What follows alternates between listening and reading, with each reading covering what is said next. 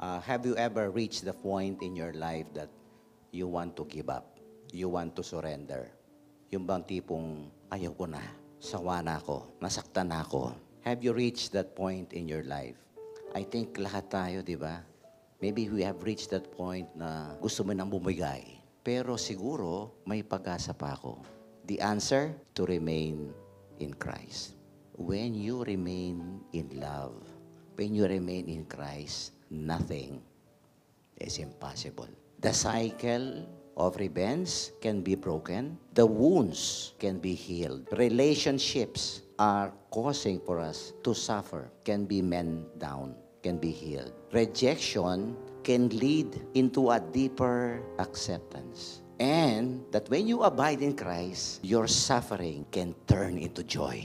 And we believe in that. Kaya nga, abiding in love, ito'y mahirap. Pero this will make us sane in our life, I tell you. Huwag kang bibitaw. Huwag kang bibigay. Because I'm very sure staying and remaining in love of God will bring graces in your life. Ito'y pansamantala lang. Umawak ka sa Diyos. And let your deep faith, your persevering trust in the Lord prevail in your life.